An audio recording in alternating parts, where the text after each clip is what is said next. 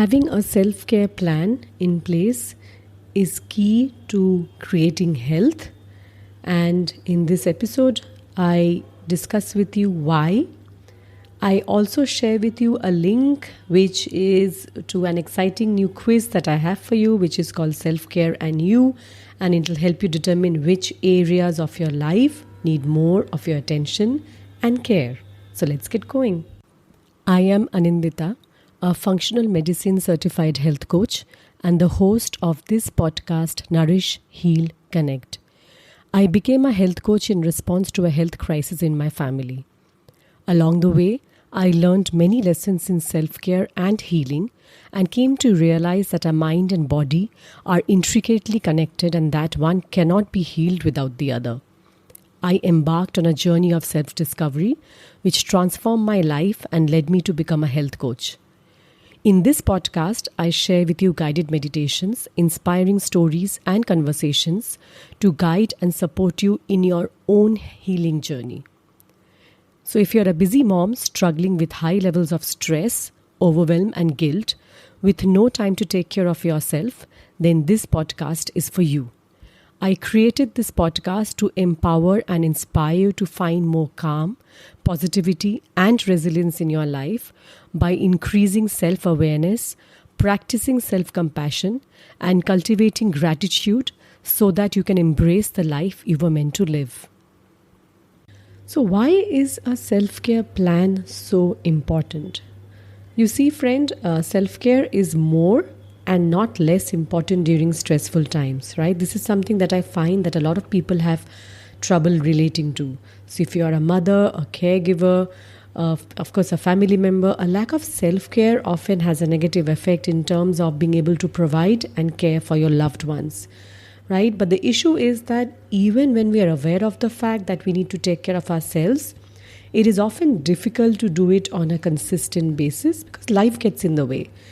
And it becomes that much more difficult when we are going through a particularly stressful period in our lives or stressful times or difficult phases in our lives. That is why having a self-care plan in place is so important because you can bank on it. You don't have to decide. You don't have to figure out how to take out time from your daily life.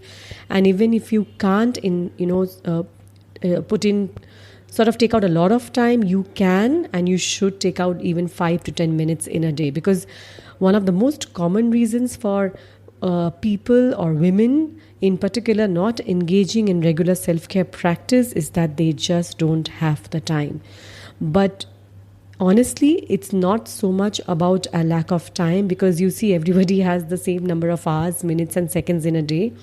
It is more about having a lack of priority or not being able to prioritize what is important, which in this case is your health, and not being intentional about how you are spending your time.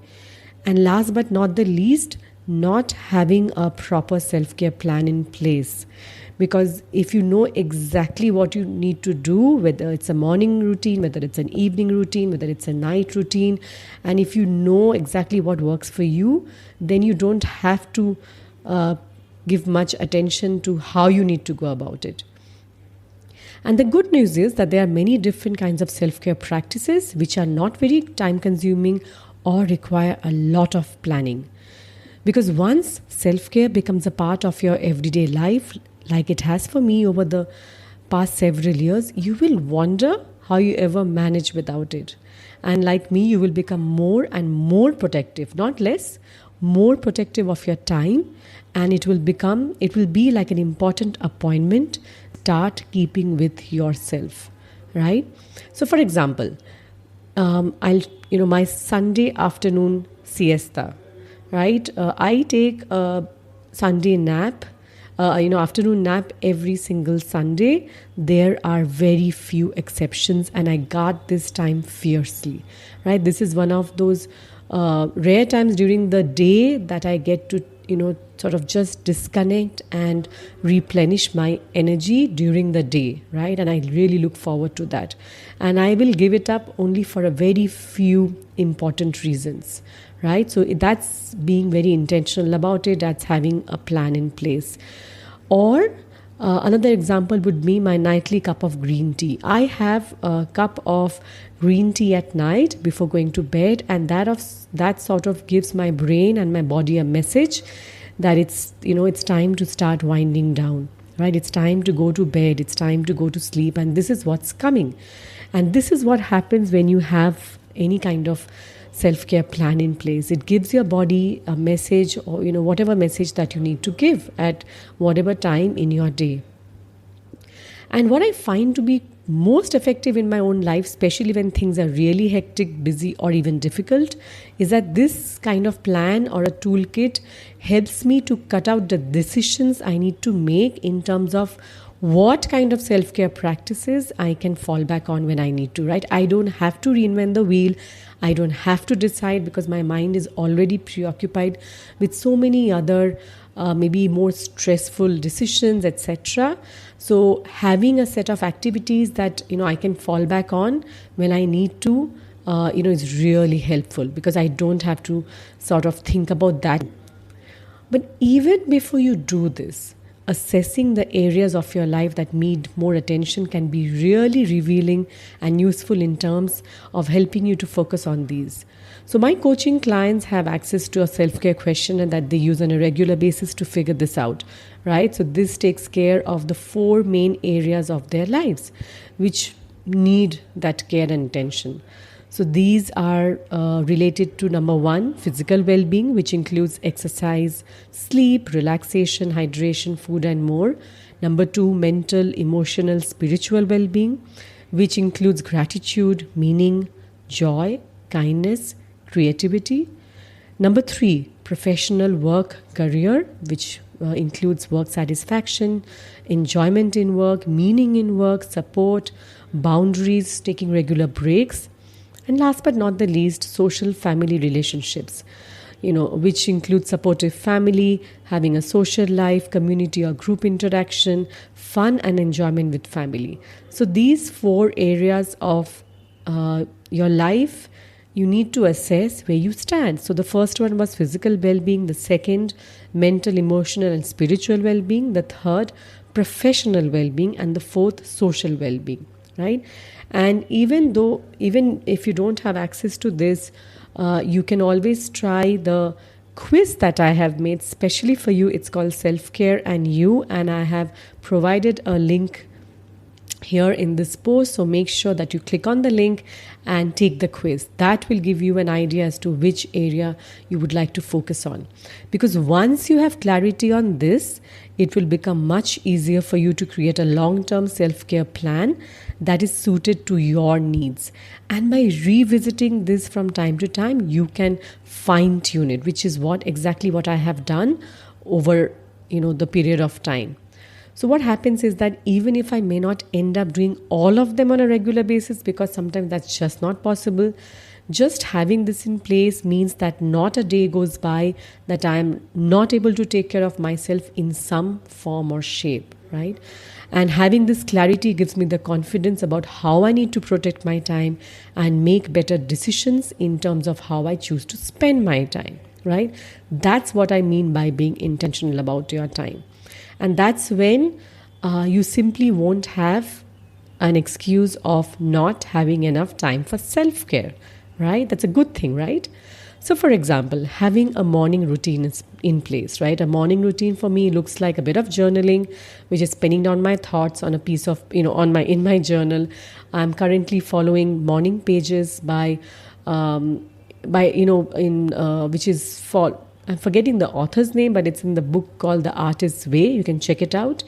Just penning my thoughts down on three pages in my journal, followed by having a cup of tea or 2 with my husband. That's a part of my morning routine. You see, social interaction with our family and loved ones is a key part of our self-care routine because it directly contributes to our health, right? So the morning cup of tea is important for me. Proper moisturizing routine for my body and face after bath, and of course exercise, right? So this is in brief what looks like my morning routine.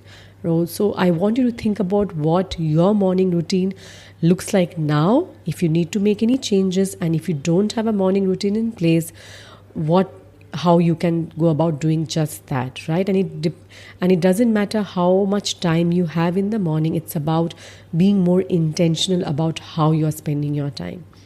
And for me, I have something like an evening routine, right, which is basically winding down before bed.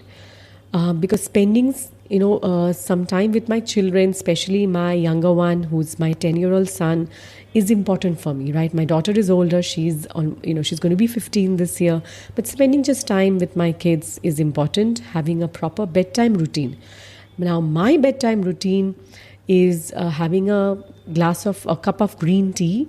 Again, catching up with my husband and my the family members, and of course spending some time with my kids before they have fallen asleep, or helping them with their homework, etc., right? So that's a part of my evening routine, and it keeps changing from time to time. Sometimes it's I can indulge a bit more. I do add meditation from time to time, but it may not always happen, or I catch up on some reading that I have to. But you get the point, right? Having some kind of routine in place is extremely helpful.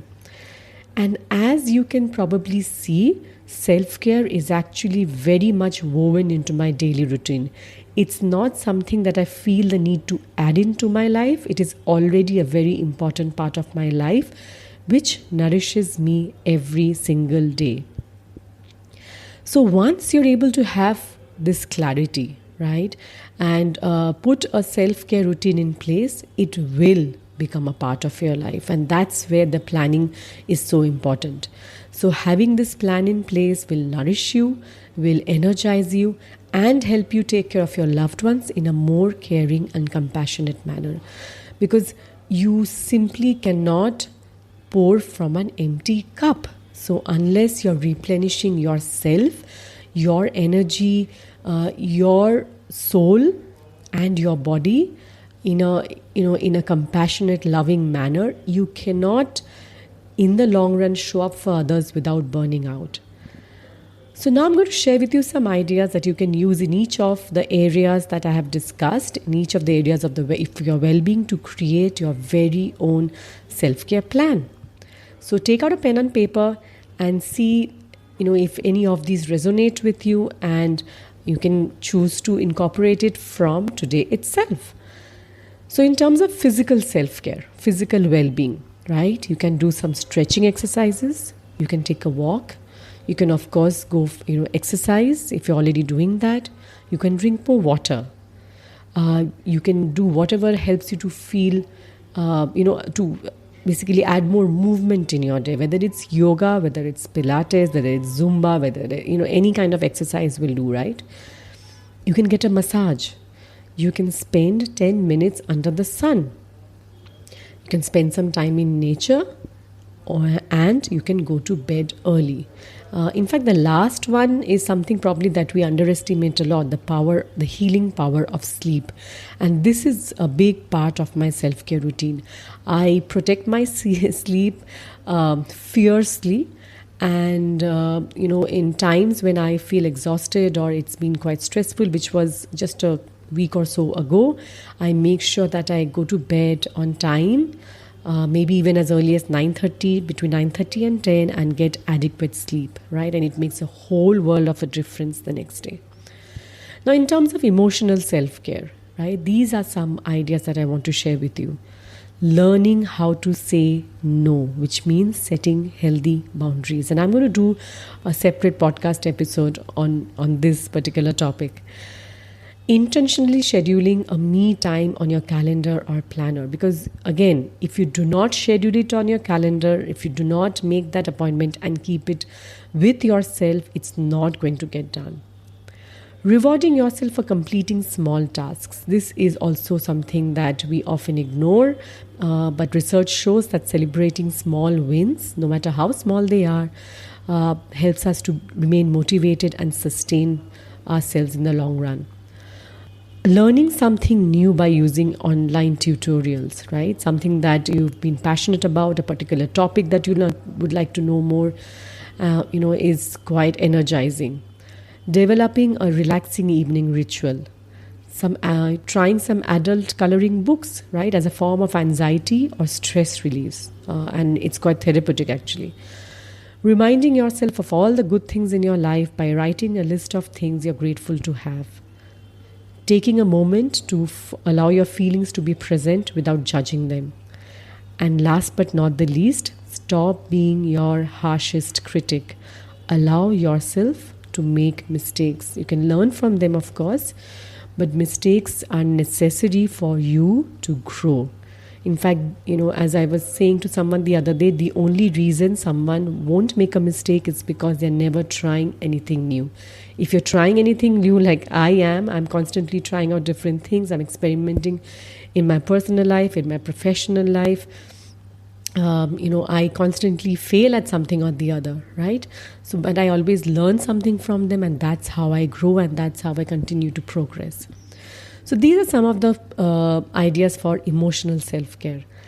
Now, social self-care, right? These are some of the ideas that you can sort of look towards.